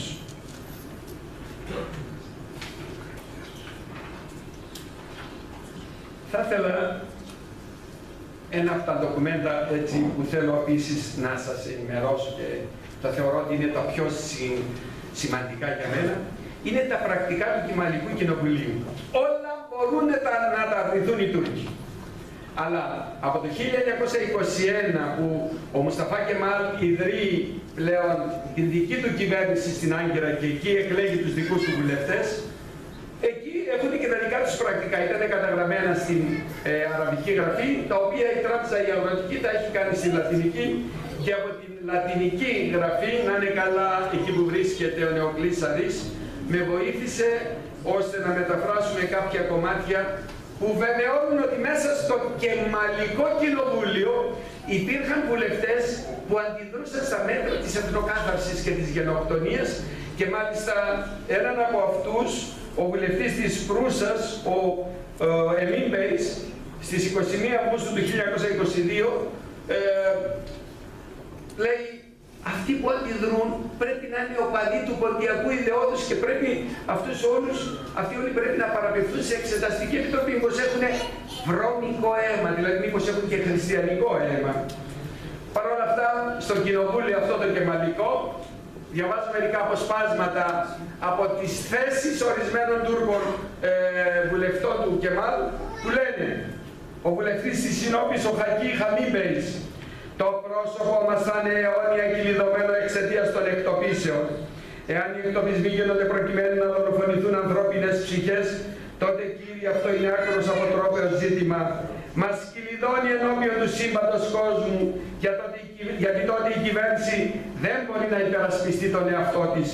Τα είδα με τα δικά μου μάτια. Μετά παίρνει το λόγο ο βουλευτής του Κύρχε Σιροκαθιά Καλύπ και εκείνος επίσης λέει, μεταξύ άλλων: ακούγαμε υπόθηκαν αυτό εκείνο, αλλά δεν είχαμε ακούσει για την εξαφάνιση του προβλήματος διαμέσου εκτοπίσεων ατόμων. Κύριοι, να είστε βέβαιοι ότι κακό έχει αναφύγει από τις έκτακτες εξουσίες που παρασύρθηκαν. Έκτακτες εξουσίες όμως σημαίνουν απολύτως κατά το κέφι του καθενός να κρεμά και να σβάζει ανθρώπους, να καταστρέφει πόλεις, να γκρεμίζει τα σπίτια που βρίσκει μπροστά του, να εγκαταλείπει το σύμπαν σε μια καταστροφή. Γιατί τα άτομα που ασχολούνται με την καταστολή, για να μην δώσουν λογαριασμό για εκείνους που κλέβουν, πυρπολούν τα σπίτια. Με πρόφαση των εκτοπισμών των ποντίων κατέστρεψαν το βιώσει και τα πράγματα των χωριών. Θέλω όλοι να είναι μάρτυρες ότι εγώ δεν συμφωνώ για τον εκτοπισμό κανενός. Η εξορία είναι μια βόμβα για την χώρα. Είναι τρομερό. Πόσα χρόνια μετά θα τα πληρώσουμε. Τους εγκληματίες να τους επιλέξουν τα δικαστήρια, όπως και τους αθώους. Και μετά παίρνει το λόγο ο βουλευτής της Μερσίνας και λέει, μεταξύ άλλων, ένα απόσπασμα: μήπως αυτή είναι η επιθυμία της Εθνοσυνέλευσης, να μην απομείνει κανένας μη μουσουλμάνος, να εξοριστεί και να εμφανιστεί και ο τελευταίος? Και παίρνει το λόγο ο βουλευτής επίσης της Κεσάριας, ο Οσμάν Μπέις, και λέει: αυτό που κάνουμε είναι πολιτική λαιλασίας και καταστροφής. Και τον σταματά πάλι ο Σαλαχετίν Μπέις στη Μερσίνας και λέει: ποιος θα μαυρούνται το δυστυχισμένο το έθνος? Και θα διερωτηθεί ο ίδιος, σε ποιανού άραγε έθνους στην ιστορία μπορούν να τιμώνται και να επενούνται οι φόνοι? Είναι οι μαρτυρίες που νομίζω ότι πρέπει να δώσουμε ιδιαίτερη βαρύτητα. Η γενοκτονική ενοχή της Τουρκίας συνεχίζεται ως τις μέρες μας. Και ξέρουμε πολύ καλά τον ρόλο που έπαιξε όχι μόνο σε βάρος των Ελλήνων της Δυτικής Μικράς Ασίας. Ο Σαρτιό, ο αρχαιολόγος, μας λέει τον αφανισμό των Ελλήνων της Φώκιας σε 2 καταπληκτικά βιβλία του, και μάλιστα και με πολύ σημαντικές φωτογραφίες. Ο αρχαιολόγος είχε τα τελειότερα μηχανήματα την εποχή εκείνη. Έχουμε τη γενοκτονία των Αρμενίων, έχουμε την γενοκτονία των Ελλήνων του Πόντου και όλου του μικρασιατικού ελληνισμού. Το 1921 200 χωριά Κούρδων εξαφανίζουν στο Κοτσχύρι τότε, ο Τοβάλσμαν. Έχουμε τη συρρίκνωση του ελληνισμού και υπήρχε ο πρόεδρος της κοινότητας της Κωνσταντινούπολης που λέγε σε ένα πολύ προφητικό έργο προς τον Ελευθέριο Βενιζέλο: μην συμφωνήσεις στην ανταλλαγή και μην μας αφήσεις εδώ, διότι οι Τούρκοι εμάς θα μας διώξουν και θα σας μείνουν αμανάτι οι μουσουλμάνοι της Τράκης.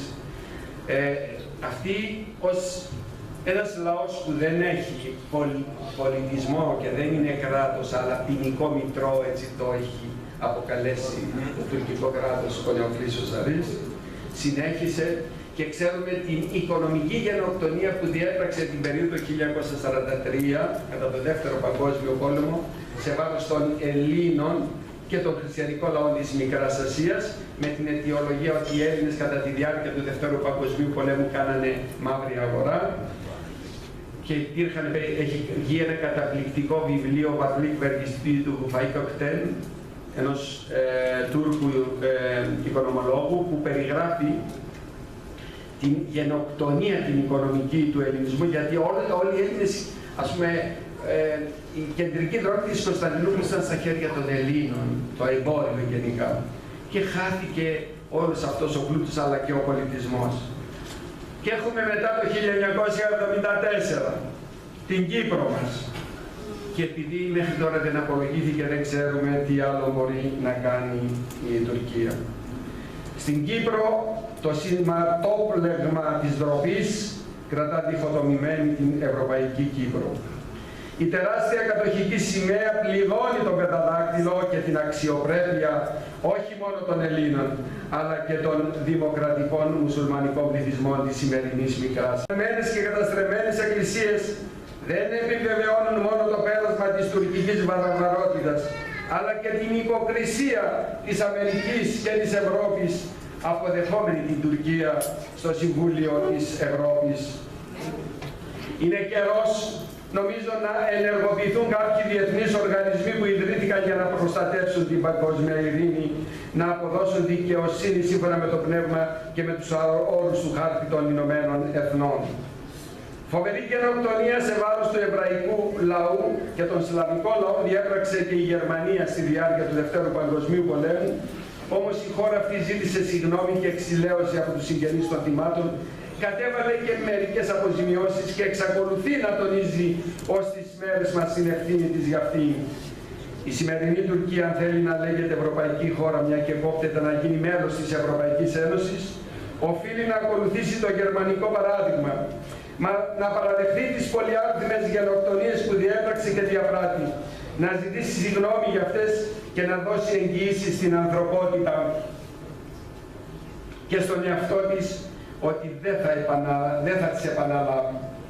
Μόνο έτσι θα ελευθερώσει την ψυχή και τη συνείδηση των νέων τουρκικών γενεών από τα υπόκοφα συμπλέγματα που την κατατρέχουν και την εμποδίζουν να αφομοιώσει ουσιαστικά τις μεγάλες αξίες του οικουμενικού πολιτισμού. Θέλουμε φιλία με όλους τους δημοκρατικούς λαούς, όμως ποτέ δεν θα συμβιβαστούμε με κατακτητές και σταυρωτήρες.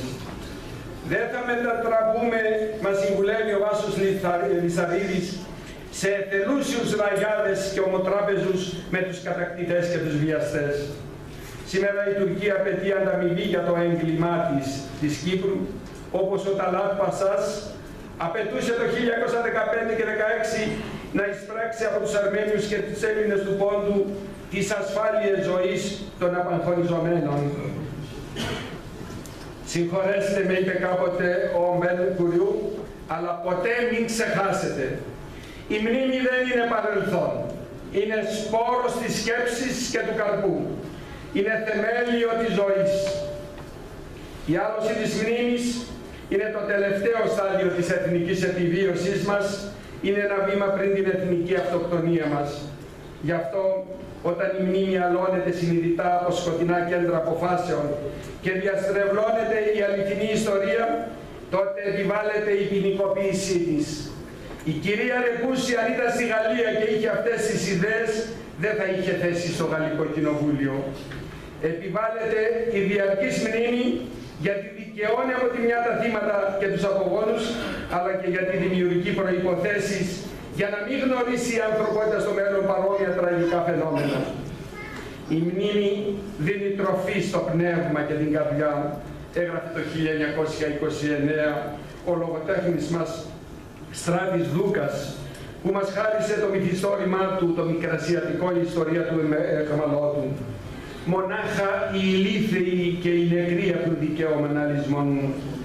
Έχουμε υποχρέωση να διατηρήσουμε ζωντανή τη μνήμη, για να μπορούμε να θυμόμαστε, να στοχαζόμαστε και γιατί όχι και να συγχωρούμε. Γιατί η μνήμη δεν πρέπει να καλλιεργεί τη μυσαλλοδοξία και τον φανατισμό, αλλά τις καταξιωμένες ανθρώπινες αξίες και αρετές. Η μνήμη δεν δολοφονείται. Χωρίς δικαίωση δολοφονεί τους δολοφόνους. Οι νεκροί μας περιμένουν τη δικαίωση της Αντιγόνης και την καταδίκη του κρέοντα.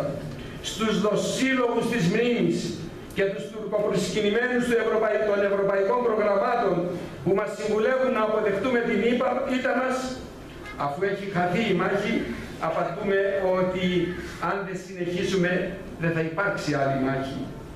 Τότε είναι που θα μας κυνηγούν οι αδικοχαμένες ψυχές του Πόντου, της Αρμενίας, των Ασσυρίων και Αραμαίων, των αυτόχθονων λαών της Μικράς Ασίας και της Κύπρου. Εμείς θα συνεχίσουμε να πολεμάμε με όπλα την ιστορία και τον πολιτισμό μας, και να τραγουδάμε προφητικά το ποντιακό δύστιχο «Η Κύπρος εν Ελληνικών εδρίκα το Αγγλία, εμάς κυθές να δίσατο και δίσας η Τουρκία». Η Κύπρος είναι ελληνική, κατάλαβε το Αγγλία. Εμάς δεν θέλει να και την δίνει στην Τουρκία. Είναι από τα δύστιχα που ήμουν 7χρονο παιδί, όταν το 1955 στο χωριό μου με την λύρα τραγουδούσαμε την ώρα που καθαρίζαμε από τα βαμβάκια που μαζεύαμε εκείνη τη χρονιά, ήταν προχερή χρονιά και τα μαζέψαμε χωρίς να έχουν ανοίξει και τα είχαμε στα δωμάτια μας και ο ένας βοηθούσε τον άλλον και όλοι μαζί μαζευόμασταν τα βράδια και λέγανε ιστορίες, δεν υπήρχε τηλεόραση τίποτε και εκεί τραγουδούσαμε «Λελεύωσε μακάριεμ εσέν και τα γενόπας, τον χάρτινγκ επαλάλωσες εσύ με την εώκας».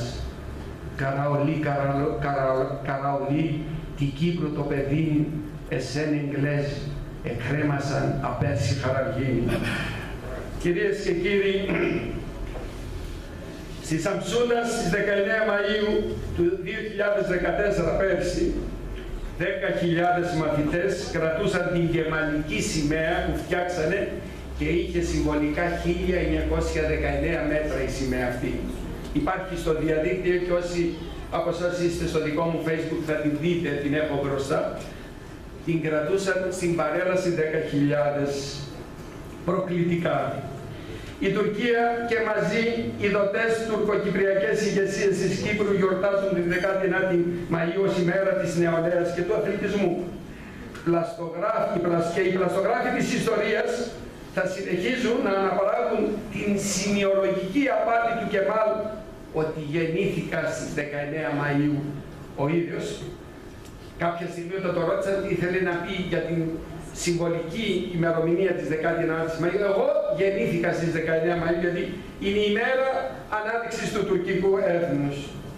Όμως και στην Τουρκία υπάρχει η εφημερίδα Ατουλούν της Σαμσούντας, η οποία στις 22 Μαΐου του 1999 έχει πει ότι πρέπει αυτή η γιορτή μίσους να καταργηθεί γιατί ουσιαστικά στηρίζεται πάνω στο αθώο αίμα των αυτόχθονων λαών. Γι' αυτό δικαιούμαι να ακολουθήσω το δρόμο του Βάσου Λυσαρίδη. Με κυνηγάει, λέει ο Γερομίχαλος, που στην αυτάδελφη με την ποντιακή διάλεκτο καταθέτει «Αν δεις παιδιά, τσαγκόνια μου, πες τους με την ευχή μου, αν έχουν ελευθερία καλά, αν είναι και εξυχάσασιν, πες τους το να το ξέρουν, πες τους το μνήμα που στην προσφυγιά, ούτε η ψυχή μου ενάβρει προστασία, ούτε και το κορμί μου». Κυρίες και κύριοι, αν ξεχάσω την Αμισό, τη Σάντα, την Κουνάκα, το Σασούν, το Ασσυριακό Χόι, τη Σμύρνη, την Κύπρο, θα έχω ενταφιάσει την αξιοπρέπεια μου. Ατιμόρυτα εγκλήματα υποτροπιάζουν. Ο Ταλάτ δημιούργησε τον Άιχμαν, ο Τοπάλος Μαν και ο Κεμάλ πρόδρομοι για τον Ταχάου, το Δίστομο, το Μεσόγουνο και τον Ορφανό Πενταδάκτυλο. Καταραμένος να παραμείνω στην αδιάστατη αιωνιότητα, αν ξεχάσω τις γραβιές των υπείων, τους ρόχους των απαγχωνισμένων, τις πατημασιές των πεταλωμένων, τον ανίκητο πόνο των βιασθέντων, την οργή των μαρτύρων και μαρτυρισάντων, το περήφανο βλέμμα του αδήλωτου πόντιου, τη λαλιά που θυμώθηκε και ξαναζωντάνεψε στην εξορία, τις ρίζες που αρνούνται να πεθάνουν. Σας ευχαριστώ.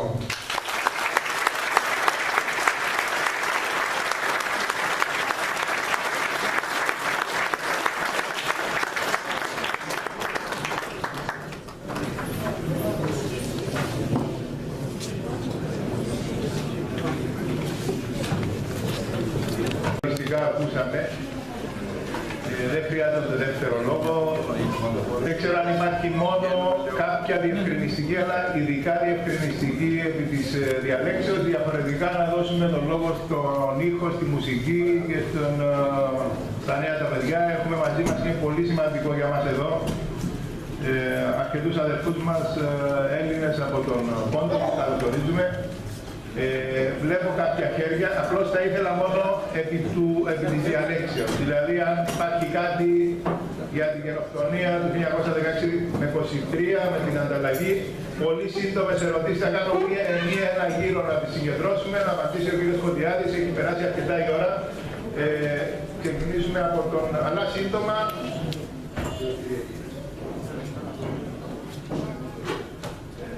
Ξεκινάμε από τον κ. Κυριακίδη.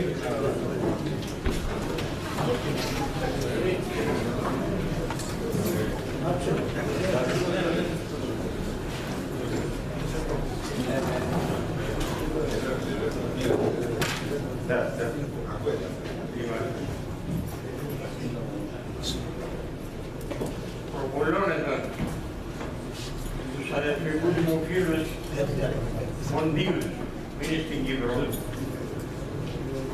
ζήτησα να οργανωθούμε και να διεκδικήσουμε την αναγνώριση της γενοκτονίας του Ποντίου.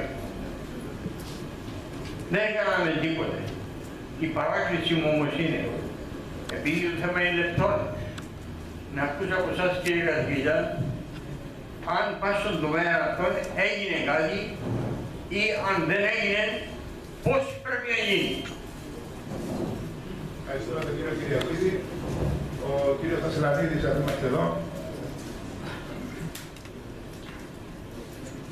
Καταρχήν ευχαριστώ τον κύριο καθηγητή για την ομιλία του. Πράγματι τεκμηριώνει τη γενοκτονία. Πολλά από αυτά που είπε συμφωνούν με τα παραμύθια με τη γιαγιά του, διότι εμείς τα ακούγαμε σαν παραμύθια. Για τους έτρες, για την αμάσια κτλ. Ένα πράγμα θα μου επιτρέψει κύριε καθηγητά, στη Μονή Βαζελώνα, καταστράφηκε. Είμαστε στην Κύπρο. Είχε ένας Κύπριος, ο Αρχιμανδρίτης Γαβρίλη Καραπατάκης, που μετά που απέτυχε στις εκλογές της ΠΑΠ να γίνει πιο μπροστά, αλλά επειδή είμαστε στην Κύπρο τώρα, είχε φύγει στον Πόντο και πήγε στη Μονή Βαζελώνα. Ο ηγούμενος της Μονής μαζί με άλλους δύο ποντίους καλουγύρους τους είπαν, τους είπαν να φύγετε εσείς. Ο Γαβρίλης ήταν ξένος με τον Πόντο φιλοξενούμενος, του είπε να φύγεις εσύ από την οροφή και να πας από το ποτάμι να φύγεις, παίρνοντας κάποια κοιμήλια του που είσαι μαζί. Ο άνθρωπος αυτός ακολούθησε την προσφυγιά, πήγε στο Βασίλη και από εκεί, πήγαινε και ο Γρηγόριος Καραπατάκης, ένας από αδερφός του, ακολούθησε την προσφυγιά, πήγε στην Καβάλα, Θεσσαλονίκη και μετά Αθήνα, όπου πέθανε το 1949, εντάσσοντας ακόμα και στο δεύτερο παγκόσμιο πόλεμο πρόσφυγες ποντίους οι οποίοι ήταν ενδεείς. Αξίζει τον κόπο εδώ το Σωματείο των Αγωνιστών να ασχοληθεί κάποτε εκτενώς με αυτό το θέμα. Υπάρχουν ιστορικά ντοκουμέντα. Ο Κωστής ο Κοκκινότας έχει γράψει αρκετά στο ίδρυμα μελετών του Κύπρου που πρόσφατα έκλεισε. Και κάτι άλλο που είναι σημαντικό να το αναφέρουμε. Δεν το τόνισε ο μιλητής, ενώ θέλω να δώσει έμβαση, γιατί όχι στην Ελλάδα η αναγνώριση της γενοκτονίας, πολλά χρωστά η Ελλάδα στους ποντίους. Το χωριό του Καραμαλή, του μεγάλου αυτού ηγέτη, θα το πω Κώστα. Όλο το χωριό ήταν ανταλλάξιμο. Ο πατέρας του Καραμαλή ήταν από τους γιώχτες του. Γι' αυτό και οι πόντιοι δεν θέλανε ποτέ, ας πούμε, να δουν Καραμαλή. Με αυτά η δεξιά, αυτή η δεξιά. Απλώς επειδή έχουμε πει κυρία Σελανία. Ναι. Δεν άφησε το ομοσπονδιακό ελληνισμό να αναπτυχθεί και μόνο μετά το 1981 γίνονται συνέδρια για το ομοσπονδιακό ελληνισμό. Ευχαριστώ. Λοιπόν, όμως για να μην το διακόψουμε και να είναι τέτοια μέρα, να πάρω τις ερωτήσεις σύντομες παρακαλώ, γιατί θα χρειαστεί να το διακόψουμε να πάμε παρακαλώ. Κύριος Οικοπετρίδης. Συγχαρητήρια για τα εμπεριστατωμένα σας. Διευκρινιστική ερώτηση. Πιέστηκε ο Περεντζέρος να ζητήσει να πάρει και τον Νόμπελ Ειρήνης ο Κεμάλατο. Και αυτός με τη σειρά του πίεσε τη Βουλή ή σαν πρωθυπουργός ζήτησε. Και θέλαμε να μάθουμε αν πήρε τον Νόμπελ ο Κεμάλ. Επίσης, άλλο διευκρινιστικό, πώς κρίνουμε έναν άντρα. Από εκείνο που μεγάλωσε την Ελλάδα ή εκείνον που ήταν εναντίον της καταστάσεως των Αρμενίων. Ευχαριστώ. Λοιπόν, ο κύριος Τηλιανού και ο κύριος Κατηγοστής νομίζω ότι είμαστε εντάξει. Τρία σημεία πάρα πολύ σύντομα. Το πρώτο, επικεντρώνομαι συντονιστική πρώτα η ομιλία και τα στοιχεία που παρατέθηκαν. Δεύτερον, να αξιοποιηθεί η πρόταση του έργου του Κυριακή που οπωσδήποτε επικεντρώθηκε στο θέμα. Και τρίτον, έχω να αναφέρω ότι ο George Horton, ο τότε πρόξενος της Αμερικής της Μπέρλιν, έστειλε μια συγκλονιστική έκθεση που παρέμεινε για χρόνια κρυφή και top secret στο Αμερικάνικο Υπουργείο Εξωτερικών, μου την παρέδωσε όταν ήρθε εδώ η μάνα του 29 και την εξέδωσα. Αν θέλετε να σας δώσω. Ευχαριστώ πάρα πολύ. Και ο κύριος Αντιγωστής.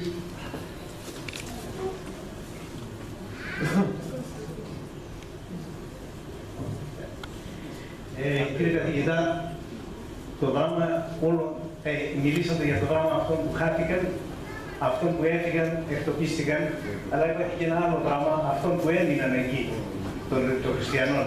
Θα σας παρακαλούσα, επειδή οι συμβουλές των πρέσβεων συνεχίζονται και εδώ στην Κύπρο να είμαστε καλοί με τους Τούρκους, το Μιγέννητο δεν ξέρω αν γίνει κάποια κακή συμφωνία, να μας πείτε κάποιος κρυπτοχριστιανός που ήρθε στην Βέρεια και το φιλοξενήσατε στο σπίτι σας, τι σας είπε για τους κρυπτοχριστιανούς σήμερα και εκεί. Νομίζω ότι μπορώ να ξεκινήσω.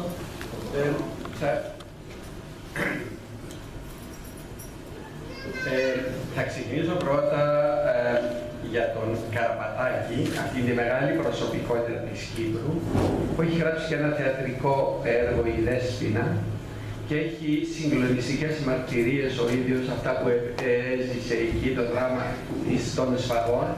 Και πράγματι είναι ένα αρχείο που θα μπορούσε εδώ κάποιος φοιτητής να αναλάβει να κάνει ένα μεταπτυχιακό και μόνο για τον Καραπατάκη. Νομίζω ότι θα βρει πολύ υλικό και στην Ελλάδα, αλλά πιστεύω και εδώ υπάρχει αρκετό υλικό. Θέλω να πω ότι ο George Horton το βιβλίο του το είχε έτοιμο το 1928 και ο Ελευθέριος Βενιζέλους γνώριζε ότι υπήρχε και θα το εξέδιδε.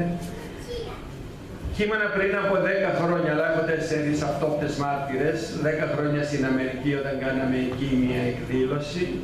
Νομίζω εκεί το διάστημα ήσουν εκεί.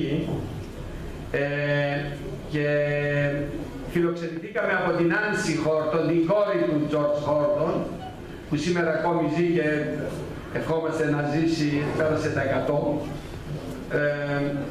Και μας είπε εκείνη, έχω την επιστολή του Βενιζέλου, που έλεγε τον πατέρα μου μην τα δημοσιεύεις αυτή την περίοδο, διότι αυτή την περίοδο προσπαθούμε να έχουμε καλές σχέσεις με την Τουρκία και προσπαθούμε να κάνουμε το ελληνοτουρκικό σύμφωνο φιλίας, που και αυτό είναι ένα στοιχείο ενοχής για αυτήν την συγκεκριμένη περίοδο.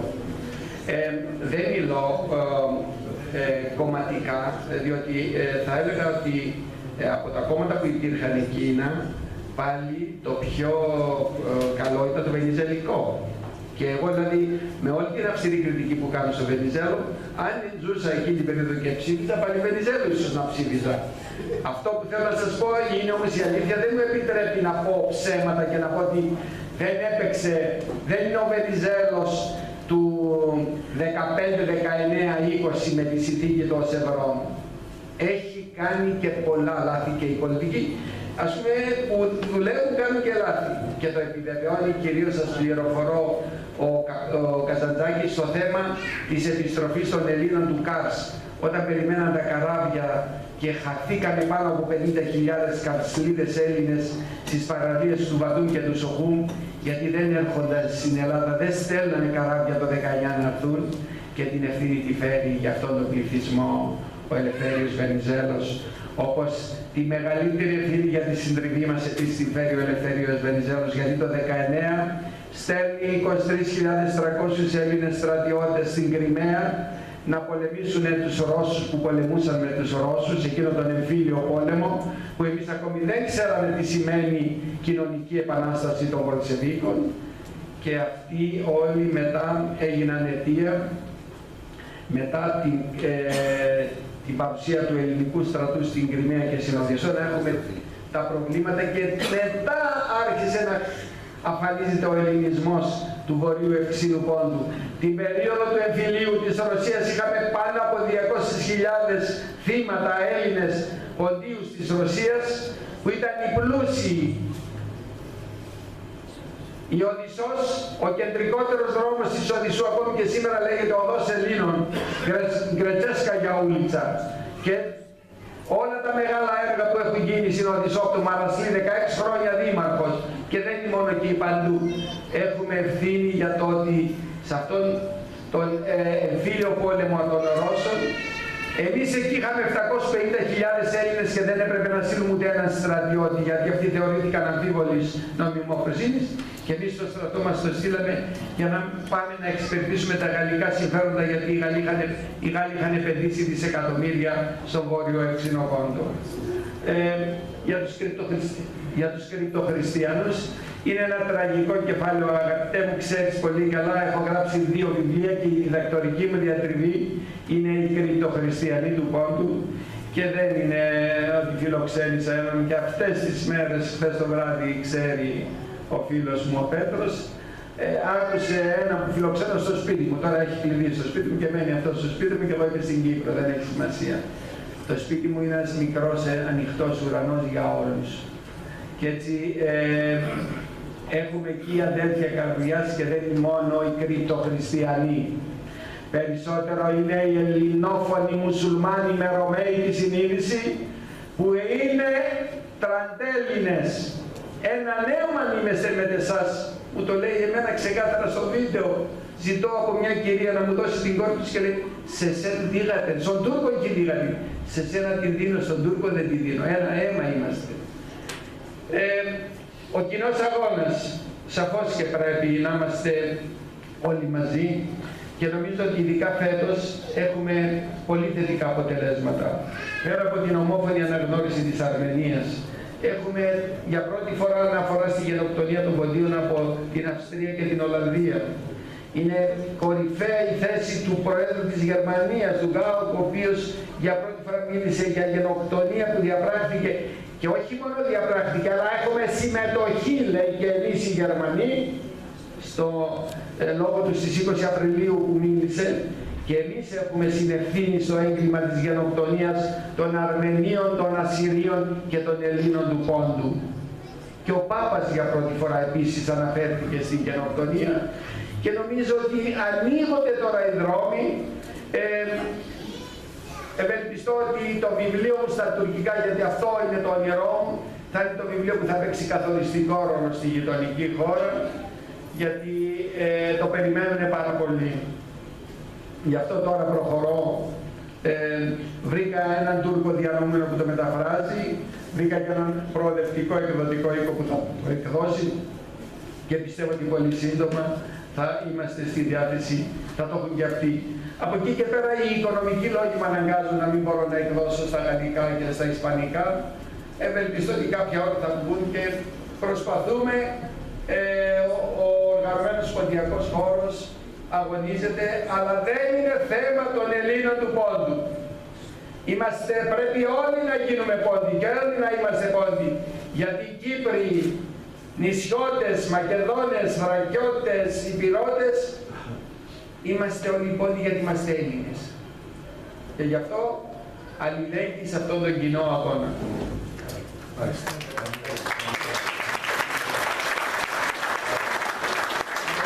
Νομίζω αυτό ήταν η κατάληξη. Έχουμε πολλά να πούμε, οι ερωτήσεις ήταν πολύ ενδιαφέροντες, και το θέμα βέβαια του κ. Παπιάδη. Τον ευχαριστούμε θερμά.